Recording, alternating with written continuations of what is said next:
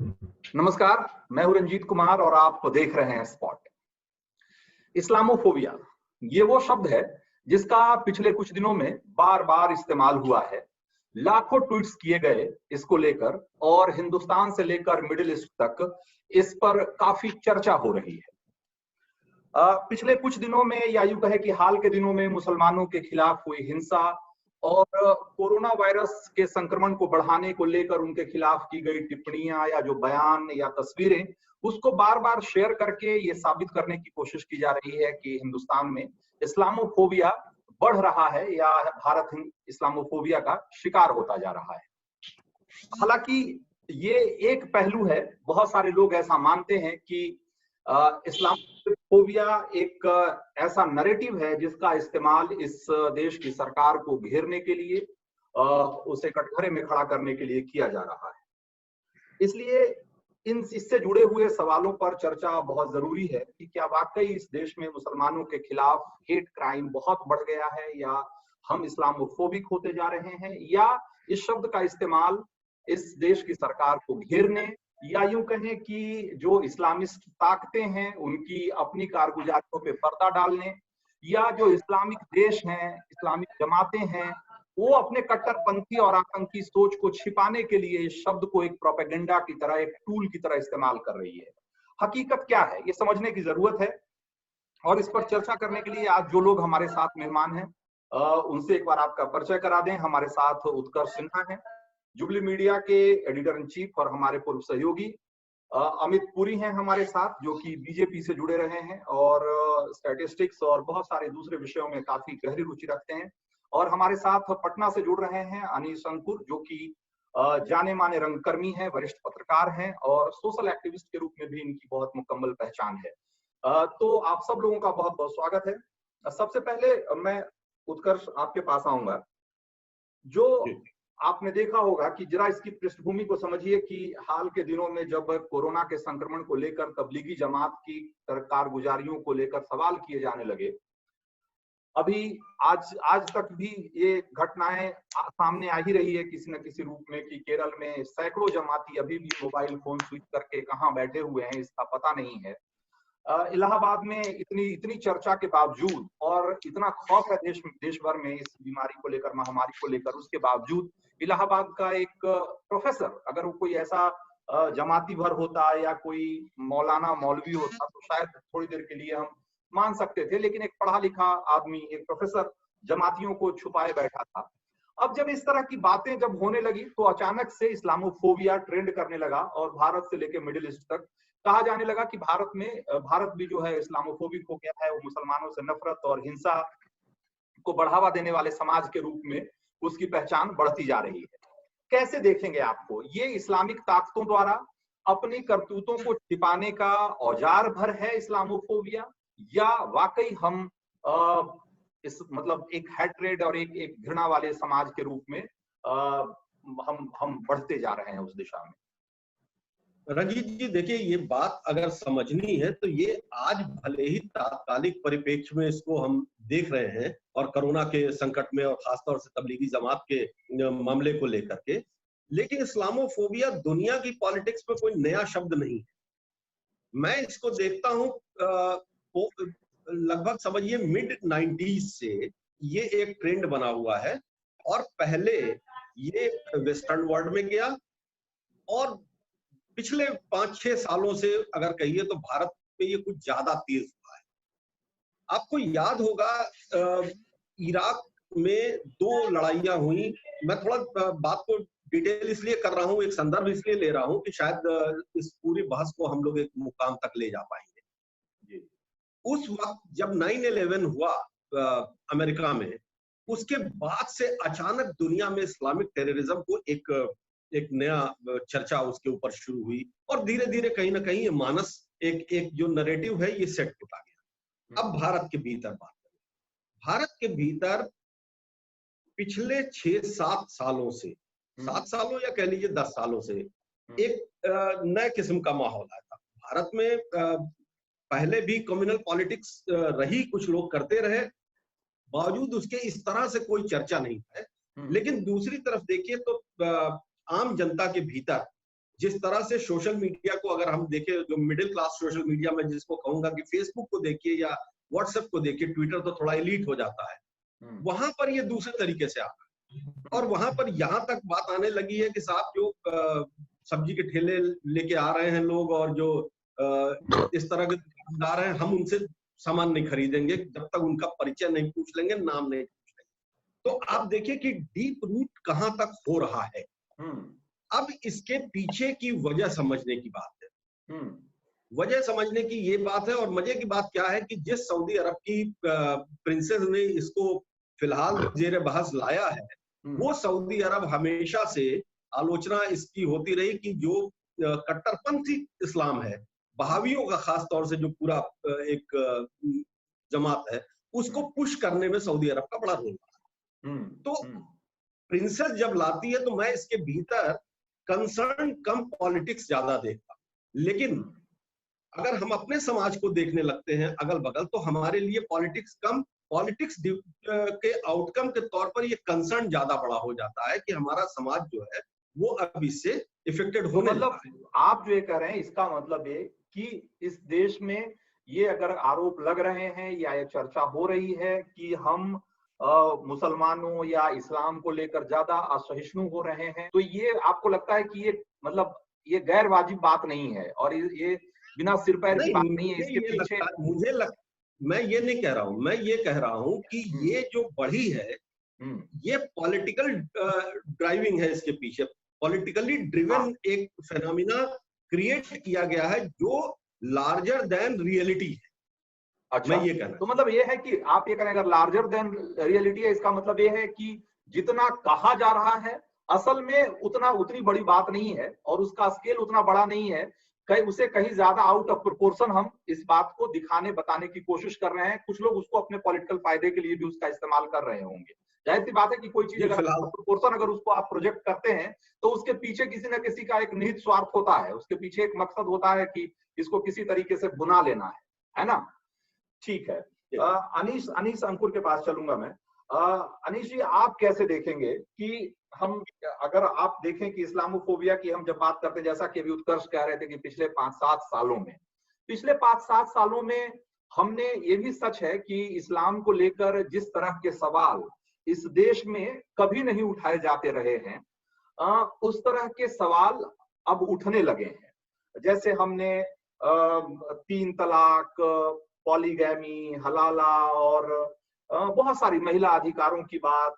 क्या आपको लगता है कि हम चूंकि ज्यादा सवाल करने लगे हैं, उन सवालों को खारिज करने के लिए, उसे दरकिनार करने के लिए ये इस्लामोफोबिया का एक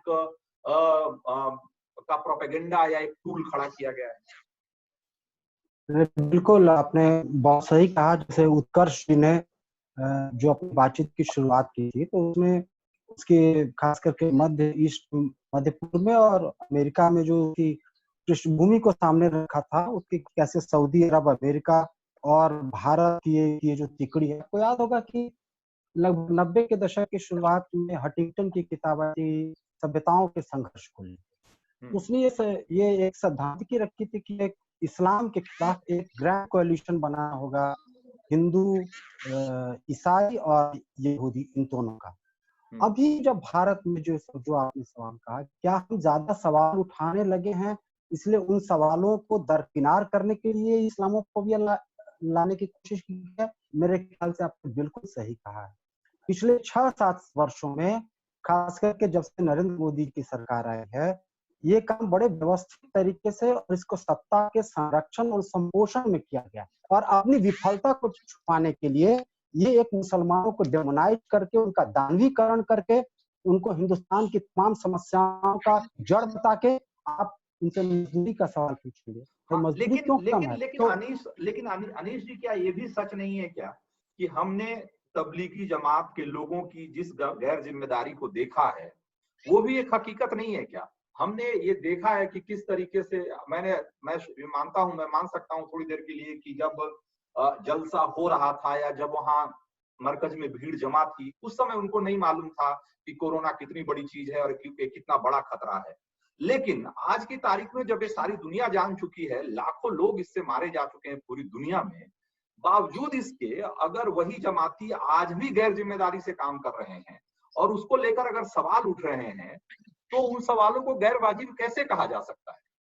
वो सवाल बिल्कुल उठने चाहिए, बिल्कुल उठाए जाने चाहिए, लेकिन सवालों को सिलेक्टिव तरीके से नहीं उठाए जाने चाहिए। जो लोग तबलीगी जमात पर उठाए हैं, बिल्कुल सही कर रहे हैं, उन लोगों ने गलतियां की, लेकिन उसको लेकर आप पूरी कम्युनिटी को, पूरे समुदाय को कलंकित करने का काम कर रहे हैं। यही काम आप उत्तर प्रदेश में देखिए, योगी आदित्यनाथ ने लॉकडाउन के बाद रामलला की मूर्तियों का सार्वजनिक रूप से किया।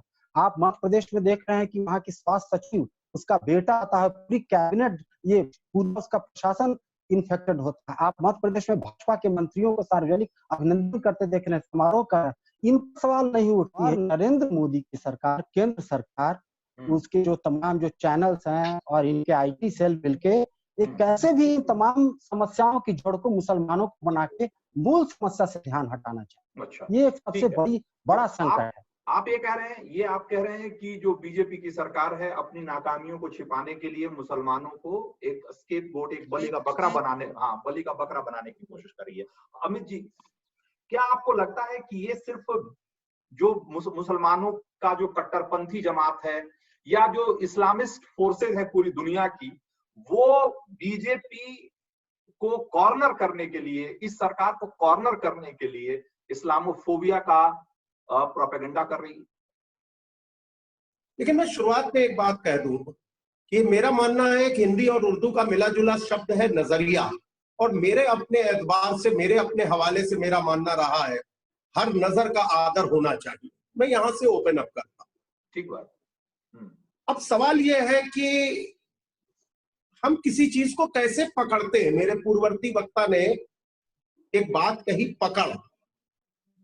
हाथी को हम कैसा पकड़ते हैं? जो हाथी को जैसा पकड़ता है वो हाथी को वैसा ही देखता है। क्या इस्लामोफोबिया का ट्रेंड केवल Modi bashing, BJP punching, RSS obsession का सैडिस्टिक प्लेजर है? एक हिंदुस्तान का बंटवारा टू नेशन थ्योरी पे हुआ, इसका रिहॉट्रिक करते चले जाए, इस पे जाके टिके, या हिंदुस्तान में जो इस्लाम था वो सूफी इस्लाम था, ये अलग बात है, लेकिन हिंदुस्तान का इस्लाम किस रास्ते से आया, इतने सालों बाद उसका क्या इफेक्ट समाज के जागृत अवस्था पे पड़ रहा है? क्या पूरा भारतवर्ष इस्लामोफोबिया से ग्रसित है, या कुछ लोगों का माइंडसेट है जो केवल उस पे टिका है? क्या उसको हम पूरे भारत के साथ क्लब कर देंगे? क्या सीए और 370 और हलाला और ट्रिपल तलाक और सुप्रीम कोर्ट के एन नंबर ऑफ जजमेंट्स को भी हम हिंदू साइकी, हिंदू माइंडसेट से आगे बढ़कर इस्लामोफोबिया के साथ क्लब कर देंगे? ये सोच ही अलग अलग है। कोई भाई कर सकता है, कोई डिसएग्री कर सकता है। मैं बड़ी बहस के लिए ज़ेरे बहस ये मुद्दे खोल रहा हूं।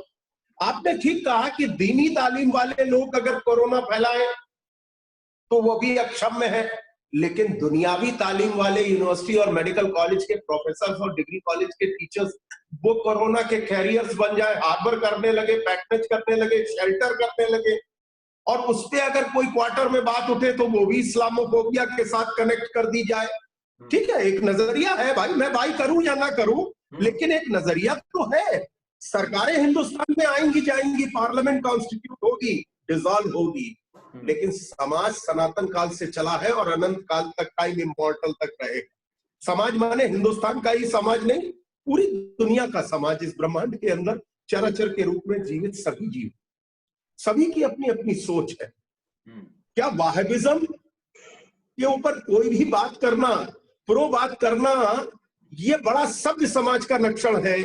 और वाहबिज्म के जो एग्रेसिव और रेडिकलाइजेशन वाला स्वरूप है, इसके ऊपर अगर आप मुंह खोलोगे, जबान खोलोगे, जिहालियत की जहनियत पर सवाल खड़े करोगे, तो जुबान खुलते के साथ ब्रैकेटेड कर दे जाओगे इस्लामोफोबिया से। एक सवाल है, तेरे पास सवाल है, कोई एग्री करे, डिसएग्री करे, नजरिए अलग अलग हो सकते हैं, नुक्ताए नजर बदलने से मुद्दे नहीं बदलते। ये भी सच्चाई है कि हिंदुस्तान के अंदर हमने कई चीजों को कारपेट के नीचे कई सालों तक दबा के रखा, लेकिन क्या आज भी हिंदुस्तान के अंदर एक माइंडसेट अहमद शाह, अब्दाली, नादिर शाह और औरंगजेब और के साथ अपने को जोड़ेगा या बहादुर शाह जफर के साथ जोड़ेगा? एक नजरिया है। ये सवाल जेरे बहस है, और ये सवाल अगर जेरे बहस है तो इसके ऊपर जहन अलग अलग होंगे, मुंडे मुंडे मतिर भिंडे, अलग अलग minds will for their thought process, let the truth precipitate out of it. ठीक बात। लेकिन मैं मानता हूं लार्जर गैमेट के अंदर कि हिंदुस्तान कभी भी किसी पूजा पद्धति के विरोध में नहीं रहा, what ever the nature of religious worship. तो ये विरोध, अगर इस्लामोफोबिया की बात हो रही है तो ये फोबिया या ये डर या ये विरोध किस चीज का है फिर? अगर हम पूजा पद्धति का विरोध नहीं कर रहे हैं तो आपके हिसाब से ये विरोध किस चीज का हम कर रहे हैं? आइए, जब undue patronage and shelter towards misdeeds शुरू हो जाती है, हम 370 के एब्रोगेशन को भी हटाने को भी अगर एंटी इस्लाम मान लेंगे तो मैं मानता हूं मेरे जैसे लोग चाहे, आपके लोग जैसे चाहे या ना चाहे, ये इस्लामोफोबिया का ट्विटर ट्रेंड करेगा। इधर भी करेगा, उधर भी करेगा। क्या ट्रिपल तलाक जिसको एब्रोगेट कर चुके हैं an number of Islamic nations, जिसको कहीं कुरान और हदीस की रोशनी में नहीं पाया जाएगा, क्या उस ट्रिपल तलाक को जस्टिफाई करेंगे हम?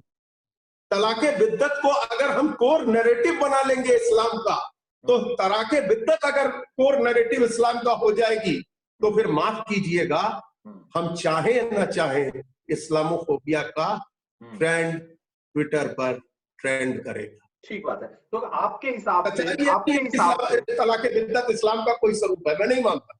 ठीक बात है, ठीक बात है। मतलब आप कहना रहे हैं कि आज की तारीख में इस्लाम की उन मान्यताओं और उन प्रैक्टिसेस को हम क्वेश्चन करने लगे हैं, जिससे कि कोई भी सभ्य समाज करना ही चाहिए किसी को भी, तो इससे बचने के लिए या उससे उस पर पर्दा डालने के लिए या उससे ध्यान हटाने के लिए ये इस्लामोफोबिया का शिगुफा फैलाया जा रहा है। उत्कर्ष सिन्हा, अब जैसे अभी आपने देखा, आप जैसे ही ये जो चर्चा जब चल रही है आज इस्लामोफोबिया की इतनी जो हम बात कर रहे हैं, उसकी एक बहुत बड़ी वजह है कि जैसा आपने कहा कि यूएई की एक राजकुमारी ने इसके बारे में ट्वीट किया, और मध्य पूर्व के बहुत सारे देशों में जो भारतीय काम करते हैं उनके खिलाफ बहुत सारी वहां कार्रवाई हुई, क्योंकि उन्होंने इस तरह के ट्वीट्स किए जिसको कि इस्लामोफोबिक माना गया या एंटी मुस्लिम माना गया। और उससे भारत और मध्य पूर्व के बहुत सारे देश जिनके साथ हमारे परंपरागत रूप से अच्छे संबंध रहे हैं, या यूं कहें कि पिछले कुछ सालों में और बेहतर हुए हैं, उनके साथ भी थोड़ा सा खटास पैदा हो जाने का खतरा बढ़ गया है। ये सारी पृष्ठभूमि है। आईओसी ने जो इस्लामिक संगठन जो देशों का एक संगठन है, उसने भी इसके विरोध में कुछ बातें कही है। लेकिन क्या आपको ऐसा नहीं लगता है कि हिंदुस्तान की जो देश काल परिस्थिति जिसकी हम चर्चा करते हैं, बात करते हैं, आप देखिए तो हमारे आसपास जितने भी मुस्लिम बहुल या इस्लामिक देश हैं, वहां सभी जगहों पे जो माइनॉरिटी राइट्स हैं, खास करके हिंदू और इसी तरह के जो दूसरे माइनॉरिटी रिलीजन हैं, उनके साथ किस तरह का बर्ताव हो रहा है? कभी क्या जब जो पाकिस्तान, बांग्लादेश, अफगानिस्तान और ऐसी जगहों पे जो हिंदुओं के साथ, सिखों के साथ, जैन और बौद्ध, बहुत सारे दूसरे धर्मों के साथ जिस तरह का बर्ताव हुआ, जिस तरह की भी हिंसा की आप बात कर लीजिए, वो सारी तरह की हिंसा इनके खिलाफ हो रही है वहां। लेकिन क्या कभी हिंदू फोबिया की बात हुई? क्या कश्मीर से 5 लाख कश्मीरी पंडित मारकर भगा दिए गए? क्या इस देश में कभी हिंदू फोबिया की बात हुई? क्या आपको नहीं लगता है इन सब चीजों को देखने के बाद कि ये जो इस्लामिस्ट फोर्सेज हैं, जो इनका एक बड़ा संगठन है, बहुत सारे देश जो हैं, दुनिया के मुस्लिम देश जो हैं, वो पूरी दुनिया पर अपना एजेंडा, अपना दबदबा बनाए रखने के लिए इसका इस्तेमाल करने लगे हैं और हिंदुस्तान उसका नया शिकार है? रंजीत जी, बात बहुत अच्छी है और बहुत अच्छी दिशा में जा रही है। ये जो आखिरी बात आपने कही कि इस्लामिक कंट्रीज ने किस तरह से अपना दबदबा बनाने के लिए और एक ऑर्गेनाइज अटेंटिव किया है, लेकिन आप देखिए वर्ल्ड पॉलिटिक्स में ये हमेशा होता है। वर्ल्ड पॉलिटिक्स में ये इसलिए होता रहा है कि अगर हम ये देखें कि यूएस ने जिस तरह से मिडिल ईस्ट को या वेस्ट एशिया को जिस तरीके से अटैक किया, वहां पर इशू बना, ग्लोबल मीडिया में इशू बना। हेलो, हाँ, आपकी आवाज आ रही है। ग्लोबल मीडिया में जो इशू बना वो इस्लामिक टेररिज्म, लेकिन कंट्री सॉवरेंटी ग्लोबल मीडिया में इशू नहीं बनी, ऑयल पॉलिटिक्स ग्लोबल मीडिया में इशू नहीं बनी। तो एक वहां पर इशू बना इस्लामिक टेररिज्म। वो अब रहा सवाल हमारे अगल बगल माइनॉरिटी, पाकिस्तान के भीतर डेमोक्रेसी नाम की कोई चीज नहीं है दुनिया में, कबायली कल्चर है या मिलिट्री कल्चर है, इस बात को मानने में कहीं गुरेज नहीं करना चाहिए, और उसका खामियाजा भुगत रहा है आज पाकिस्तान। तो क्या भारत जैसे देश को पाकिस्तान के रिएक्शन में अपने आप को पाकिस्तान की तरफ ले जाना चाहिए? बिल्कुल नहीं, ये भी सोचना पड़ेगा भाई हमारा कंपैरिजन क्या है हम। और दूसरी बात अभी अमित भाई ने कही जो कि बहुत सारे ऐसे मसले आए इस बीच में जिसमें कंट्रोवर्सी हुई, खासतौर से 3 तलाक का मसला था और हलाला वाली बात थी। ये इशू उठने के बाद मुस्लिम महिलाओं के का एक बड़ा तबका इसके खिलाफ आया, इस कानून के समर्थन में आया। कट्टरवादी जो कुछ कठमुल्ले थे वो इसका खिलाफत कर रहे थे, लेकिन हो क्या रहा था, माइंडसेट कैसे बन रहा था, इसको हमको सोचना पड़ेगा। माइंडसेट ये बन रहा था जैसे आज ये बन रहा है कि हर मुसलमान इसके विरोध में है, हर मुसलमान इसके खिलाफ बात कर रहा है। और जब ये होता है ना कि मैं क्या कह रहा हूं, आज अभी ये बात हो रही तबलीगी जमात के ही केस को देख लीजिए। तबलीगी जमात के जो पूरी हरकतें जितनी भी हुई, मुसलमानों का एक बड़ा तबका उनके खिलाफ बात कर रहा है। तमाम मौलाना उनको बता रहे हैं, जाहिल बता रहे हैं, अपील कर रहे हैं अपने समाज से कि आप इससे मत प्रभावित होइए, मत छुपिए, निकलिए। लेकिन सोशल मीडिया क्या कह रहा है, और सोशल मीडिया में एक ही संदेश ऑर्गेनाइज तरीके से, रेडीमेड तरीके से क्या आ रहा है, वो ये आ रहा है कि साहब 95% मुसलमान तबलीगियों के साथ। अच्छा, तो माइंडसेट ऐसे बनता है। मैं बात कट्टरपंथ के सपोर्ट में कभी नहीं करना है, किसी भी कट्टरपंथ के, लेकिन सवाल ये कि जब एक ऑर्गेनाइज मैकेनिज्म के तौर पर रेडीमेड मैसेजेस, रेडीमेड फोटोज जब चलने लगते हैं, और तब जबकि बेसिक डिग्निटी ऑफ सोसाइटी को हिट करने लगते हैं, तो चिंता बढ़नी स्वाभाविक है, और वही चिंता की वजह। ठीक बात। अनीश, मैं आपके पास फिर से आऊंगा। अनीश जी, मैं एक सवाल, ये जो जिसकी चर्चा अभी उत्कर्ष कर रहे थे, मैं उसी सिलसिले को आगे बढ़ाता हूँ। उन्होंने कहा कि भाई हम किसी एक घटना या कुछ लोगों के कामों की वजह से पूरे समाज को, आपने भी इसके पहले यही कहा कि आप पूरे समाज को डिमोनाइज नहीं कर सकते, उसका दानवीकरण नहीं कर सकते। लेकिन क्या आपको ऐसा नहीं लगता है कि यही बात उस पर भी लागू होती है जिसे इस्लामोफोबिया कहा जा रहा है?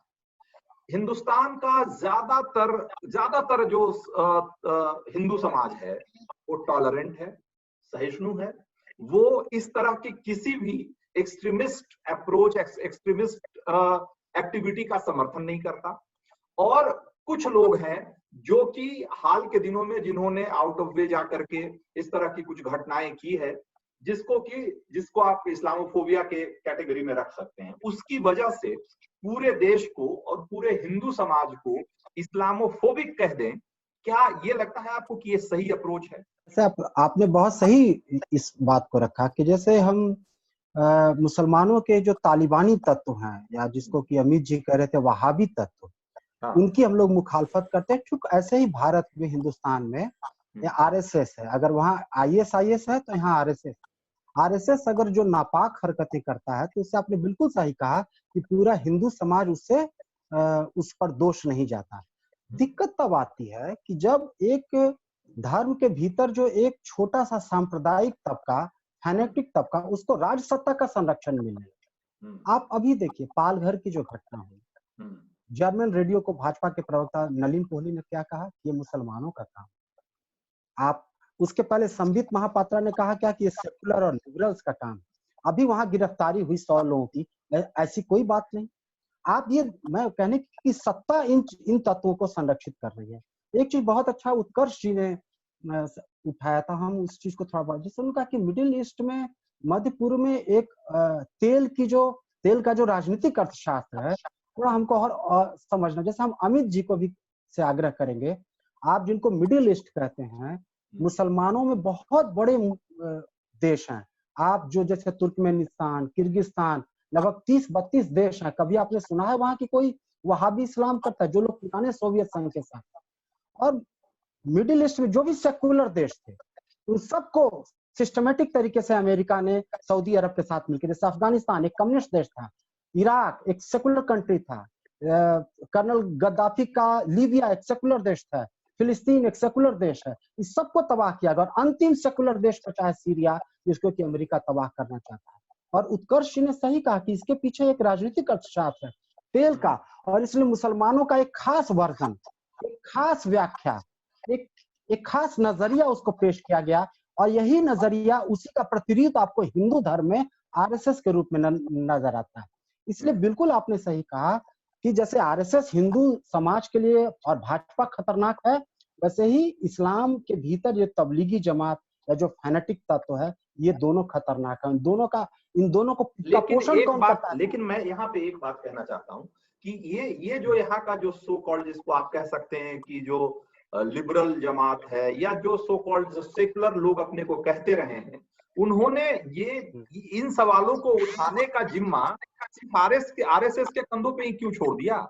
कभी इस देश का जो लिबरल जमात है, कभी क्यों नहीं उसने इस देश के में बहावियत को लेकर, सलाफी जो मसलक है उसका जो विस्तार हो रहा है उसको लेकर, जो कट्टरपंथी जो तत्व हैं उसको लेकर, जो सोच, आतंकी सोच या जिहादी सोच या अतिवादी सोच है, उसको लेकर सवाल कभी क्यों नहीं खड़ा किया? 3 तलाक को लेकर कभी जो दूसरी पार्टियां हैं अदर देन बीजेपी, उसने 3 तलाक को लेकर के, महिला अधिकारों को लेकर के, हलाला को लेकर के, और इस तरह के जो बहुत सारे एलजीबीटी कम्युनिटी को लेकर के, इस निंदा को लेकर 50 तरह के शरिया कानून की जो 10 कमियां हैं, उनको लेकर कभी सवाल तो नहीं किया। तो जब आपने वो जमीन छोड़ दी, वो मैदान छोड़ ही दिया उनके लिए, तो अब आप उस पर क्यों सवाल कर रहे हैं जब वो सवाल को उठा रहे हैं?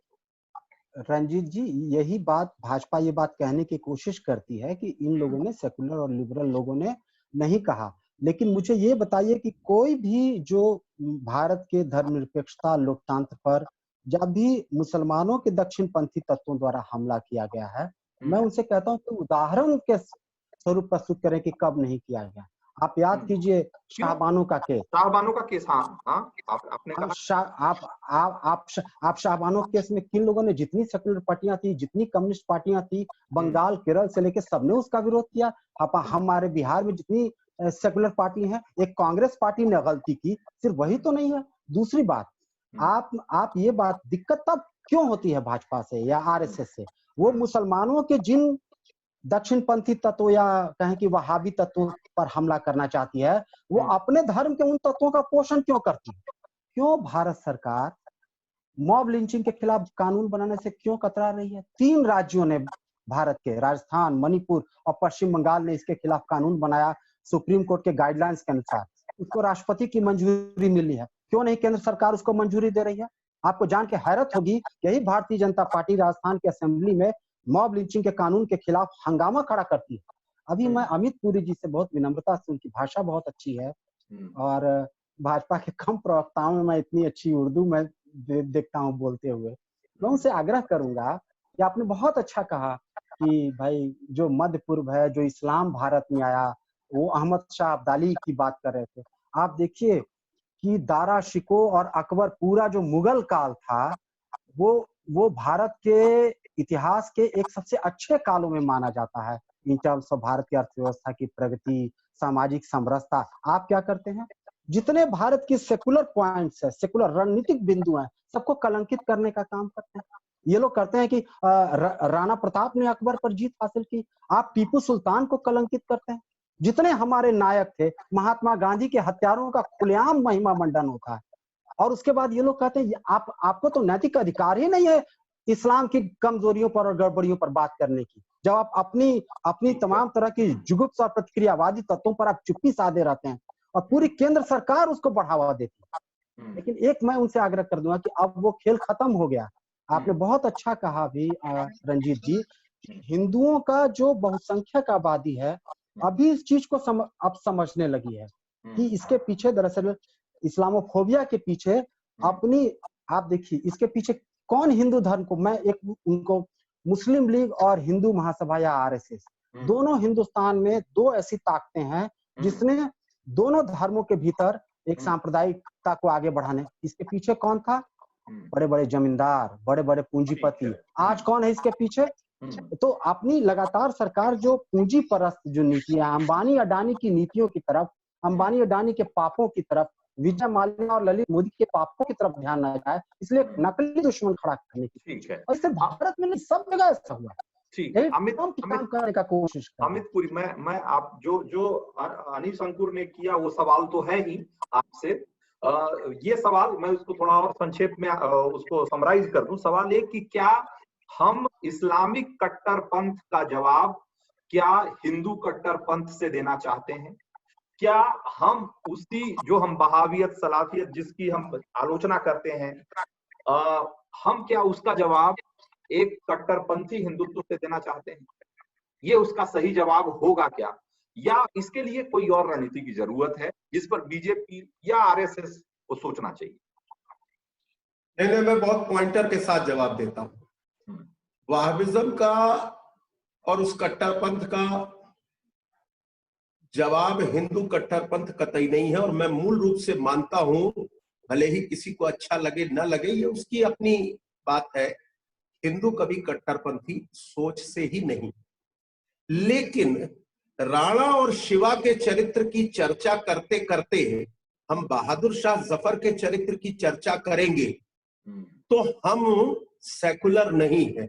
लेकिन अगर अहमद शाह अब्दाली और नादिर शाह की हुकूमत को हिंदुस्तान की बेहतरीन हुकूमतों में नहीं गिने, जहां राजा ने ही अपने धर्म का प्रचार करने के लिए बजौरे शमशीर पूरे समाज के अंदर स्क्रॉल किया अपने नैरेटिव को, अगर हम उसकी तारीफ करेंगे तभी हम इस्लामोफोबिया से ग्रसित नहीं है। कम से कम मैं इस सोच को बाई नहीं करता, क्षमा के साथ। एक विद्वान वक्ता ने अभी कहा कि भाजपा के कम लोगों की उर्दू अच्छी है। वो शायद इस नैरेटिव को जोड़ना चाह रहे थे कि इस्लाम और उर्दू एक है। मैं उनको बता दूं,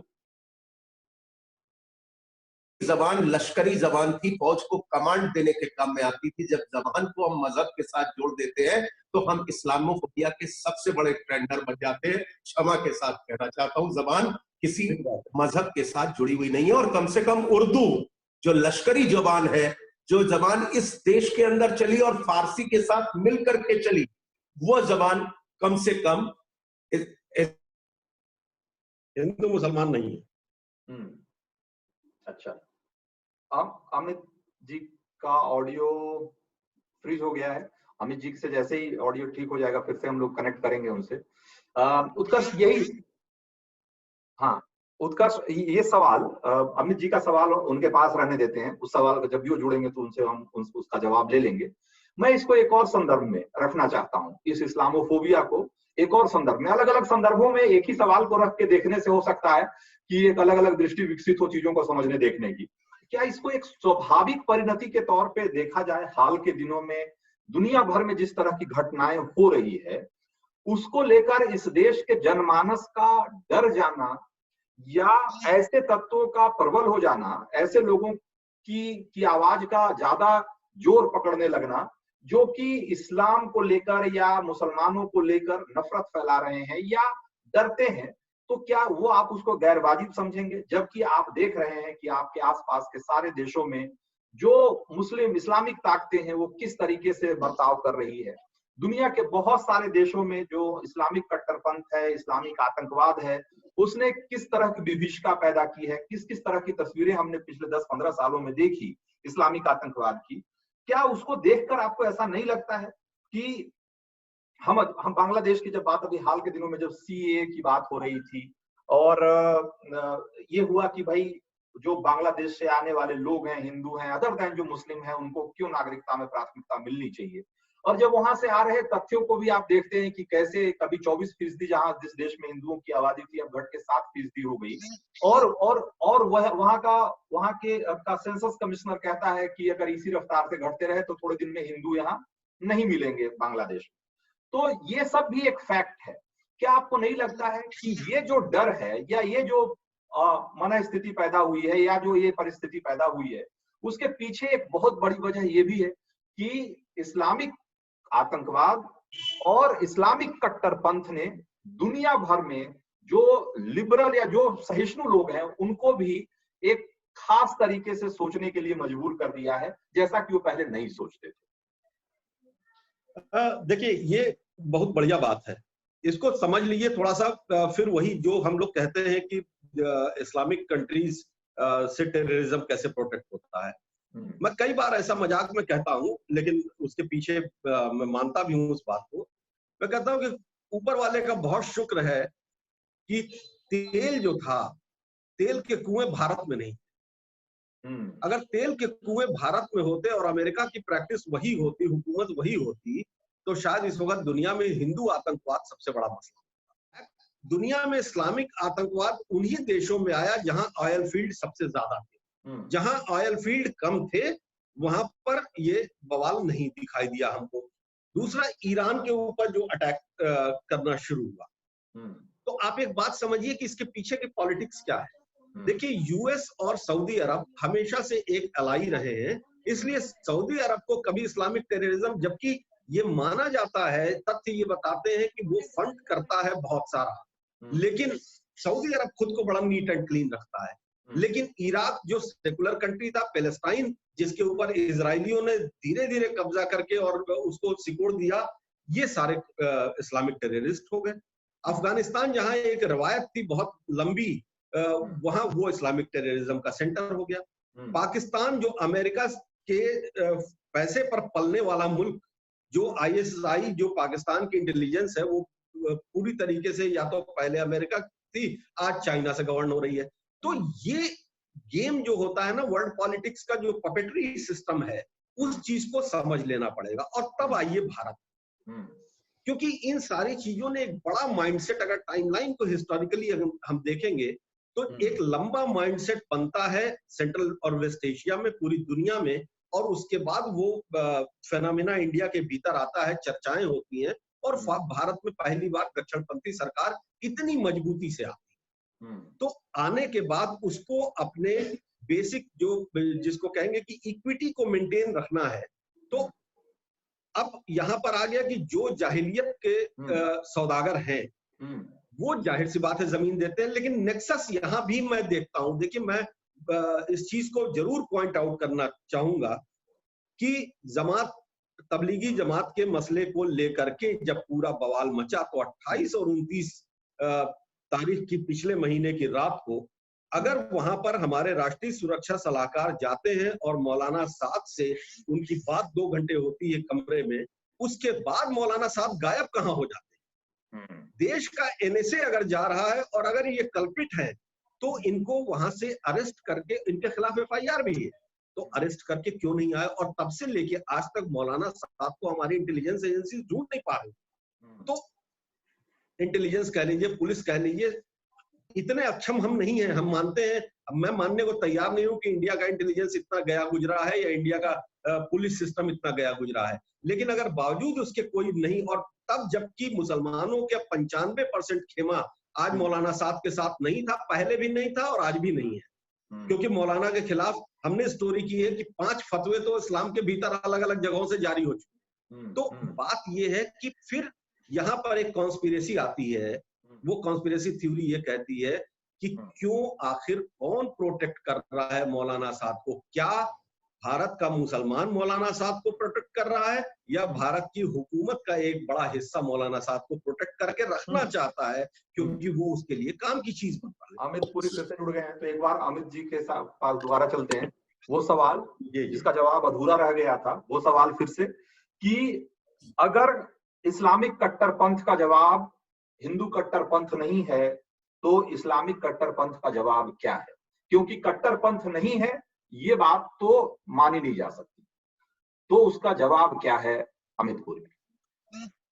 वही जवाब है जो हिंदुस्तान का हमेशा से दुनिया को जवाब रहा। और मैं आपको स्मरण करा दूं कि जब 90 के दशक में उम्मा का मामला चल रहा था, मुस्लिम ब्रदरहुड का, और इसी आईओसी के अंदर उस 90 के दशक के पहले फखरुद्दीन अली अहमद साहब गए थे आईओसी की मीटिंग अटेंड करने के लिए, और हिंदुस्तान का रिप्रेजेंटेटिव खाली हाथ लौट आया था, तबादले ख्याल तक नहीं कर पाया था।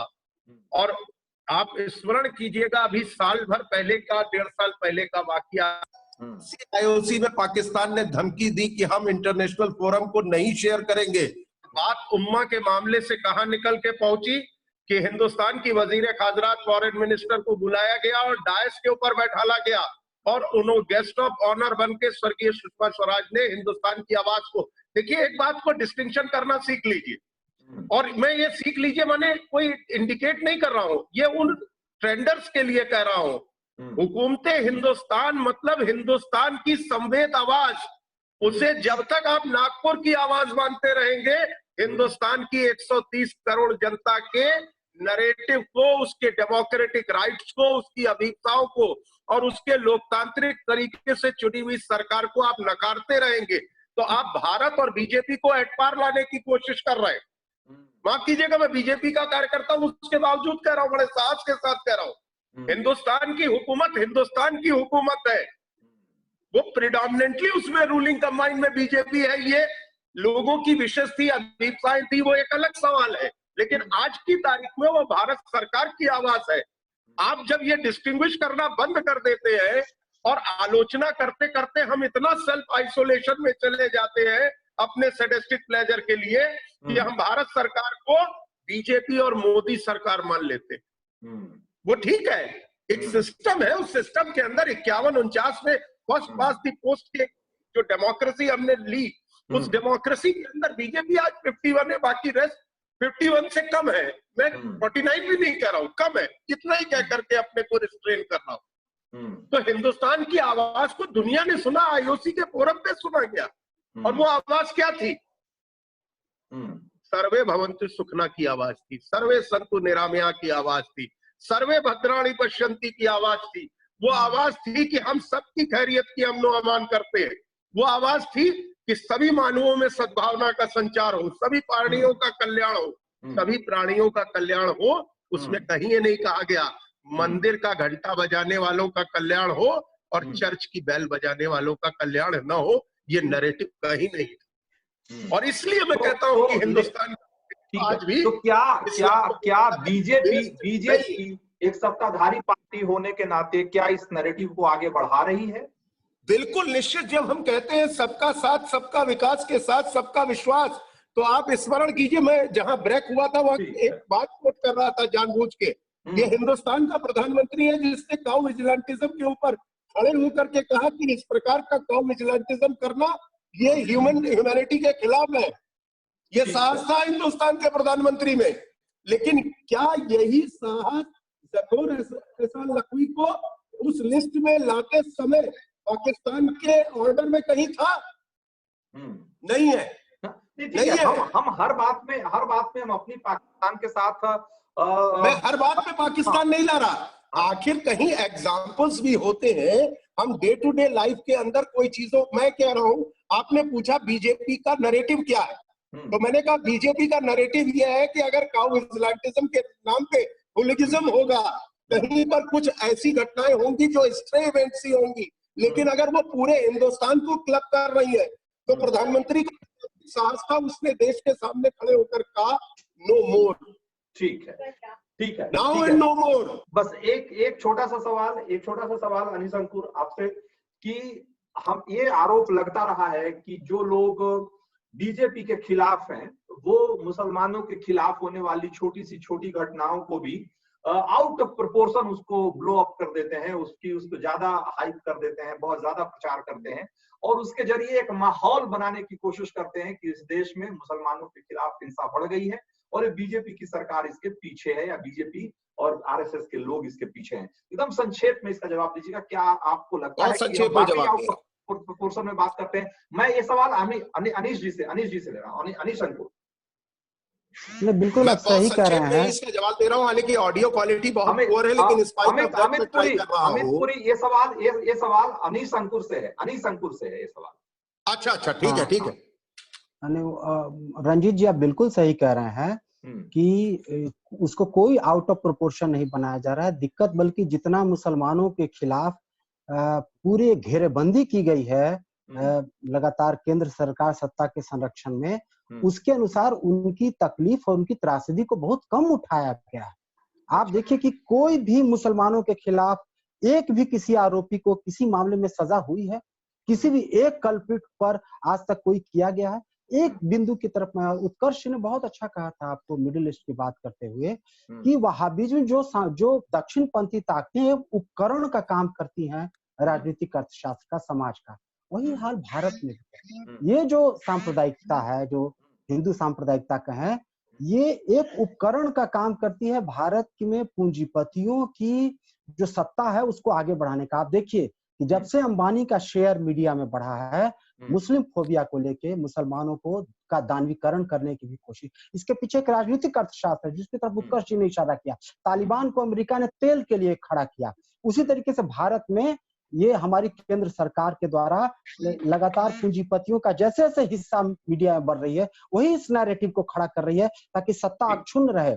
हमारी ट्रंप सरकार, अमेरिका भारत को धमकी देता है और धमकी देने के पर भारत सरकार घुटने टेकती है, इसकी तरफ ध्यान न जाए। इसलिए पूरा मीडिया और सरकार की एक कोशिश रहती है कि एक नकली दुश्मन, एक इस्लामी दुश्मन आपके सामने खड़ा रहे। ठीक, याद रखिए। बहुत शुक्रिया आपका, क्योंकि हम लोग करीब, मुझे लगता है कि कम बेशी 1 घंटे तक हम लोग इस पर चर्चा हमने की। सवाल अभी भी बहुत सारे हैं जिसका लगता है जिस पर बहस की बहुत गुंजाइश है, लेकिन मुझे लगता है कि समय की भी अपनी एक सीमा है और उसका भी ध्यान रखना और उसकी भी मर्यादा रखना बहुत जरूरी है। तो ये बहुत अच्छी चर्चा रही और हम इसी तरह की चर्चाओं के लिए आगे भी जुड़ते रहेंगे।